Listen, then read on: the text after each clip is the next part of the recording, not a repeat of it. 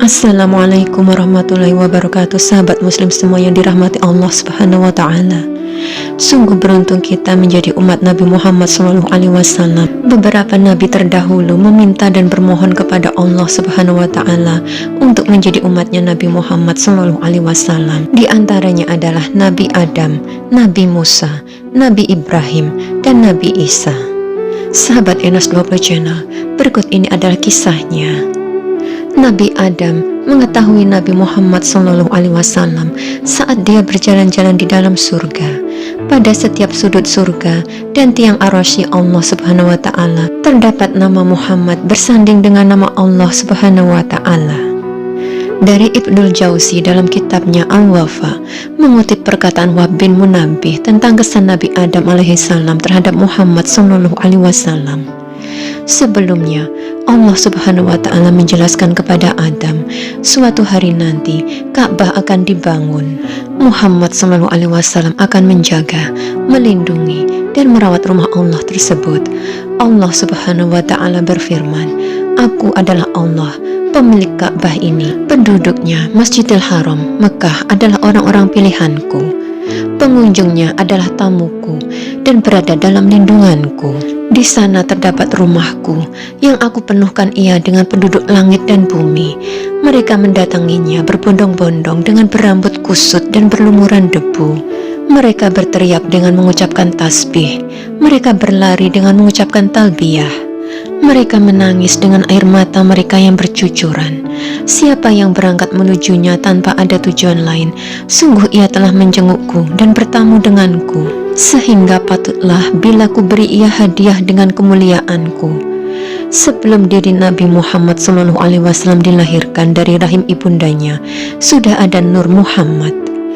Dalam hadis yang diriwayatkan oleh Al-Imam Baihaqi dan Abu Nuaim, Allah Subhanahu wa Ta'ala menyebutkan keutamaan umat Nabi Muhammad di hadapan Nabi Musa. Kemudian Nabi Musa yang bergelar Kalimullah itu kemudian memohon. Dia berkata, "Wahai Tuhanku, jadikanlah aku sebagai nabi dari umat tersebut." Allah Subhanahu wa Ta'ala menjawab, "Sungguh telah aku utus nabi dari umat tersebut bersamanya." Nabi Musa berkata, "Kalau begitu, jadikan aku sebagai umat nabi tersebut." Allah Subhanahu wa Ta'ala menjawab, "Tidak bisa, karena engkau hidup sebelum zamannya, sedang ia datang setelahmu."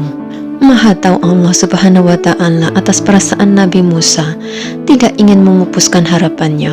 Allah berkata, "Sungguh aku akan menemukan engkau wahai Musa bersama dengannya kekasihku kelak di dalam surgaku."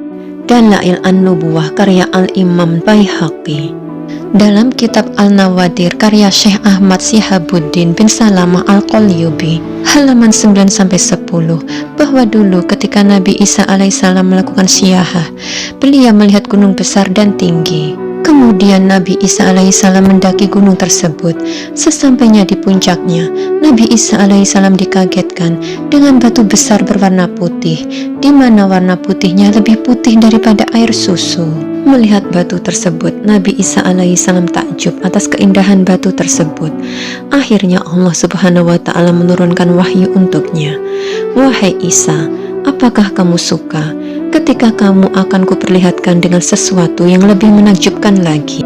"Iya ya Allah," jawab Nabi Isa alaihissalam. Tidak lama kemudian, batu tersebut tiba-tiba pecah dan terbelah. Betapa kagetnya Nabi Isa alaihissalam ketika melihat di dalamnya terdapat seorang abid, ahli ibadah yang sudah tua. Abid tersebut memakai jubah yang terbuat dari bulu. Di tangannya terdapat tongkat berwarna hijau. Di sisi sebelah kanan abid terdapat pohon anggur. "Wahai hamba Allah, apa gerangan yang kamu lakukan di dalam batu ini?" tanya Nabi Isa alaihissalam penuh penasaran. "Saya di sini hanya beribadah. Anggur ini adalah rizki dari Allah Subhanahu wa Ta'ala yang setiap hari aku makan," jawab abid tersebut penuh rasa ketawaduan. "Sudah berapa lama kamu tinggal di dalam batu ini wahai abid?" tanya Nabi Isa. "Sudah 400 tahun wahai Nabi Isa," jawab orang yang ahli ibadah tersebut. Mendengar pengakuan dari sang abid, Nabi Isa kemudian berkata kepada Allah Subhanahu wa Ta'ala, "Wahai Tuhanku, saya menduga engkau tidak membuat makhluk yang lebih utama daripada orang ini." Kemudian Allah Subhanahu wa Ta'ala berkata, "Tentu ada, wahai Isa." "Siapa ya Allah?" tanya Nabi Isa penuh rasa penasaran. "Yaitu orang-orang dari umatnya Muhammad, di mana ketika orang-orang itu beribadah dengan sungguh-sungguh kepadaku, maka orang-orang tersebut lebih baik daripada abid yang beribadah selama 400 tahun di dalam batu, dan ia tidak pernah melakukan maksiat." Mendengar penjelasan tersebut, Nabi Isa alaihissalam sangat ingin menjadi umatnya Nabi Muhammad sallallahu alaihi wasallam. "Betapa bahagianya saya ketika aku ditakdirkan menjadi umatnya Nabi Muhammad sallallahu alaihi wasallam," kata Nabi Isa. Kemudian Allah Subhanahu wa Ta'ala mengabulkan doa Nabi Isa. Menjelang hari kiamat kelak, Nabi Isa akan turun dan mengikuti syariat Nabi Muhammad sallallahu alaihi wasallam.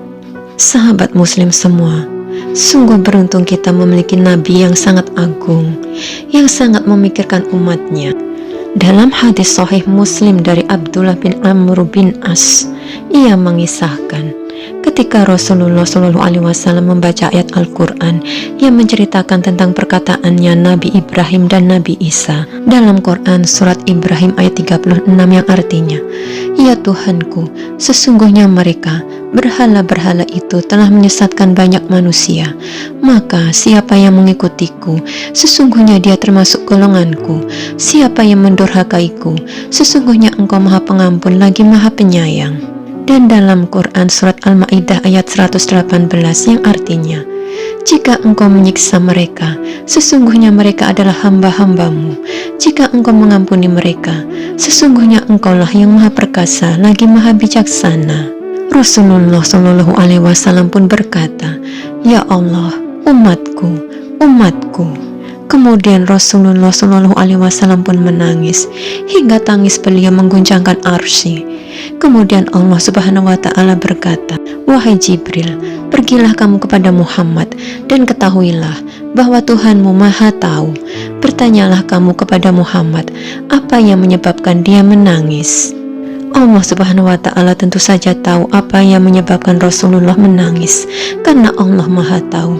Tapi Allah berkehendak agar semua orang mengetahui apa yang membuat Rasulullah SAW menangis. Maka Jibril mendatangi Nabi Muhammad SAW dan bertanya, apa yang membuat beliau menangis? Kemudian Nabi SAW menjawab bahwa dirinya sangat mengkhawatirkan umatnya kelak di akhirat. Setelah itu, Malaikat Jibril menyampaikan apa yang telah dikatakan Nabi SAW kepada Allah Subhanahu wa Ta'ala. Kemudian Jibril diperintahkan untuk kembali ke bumi menemui Rasulullah dengan membawa surat, yaitu surat Ad-Duha.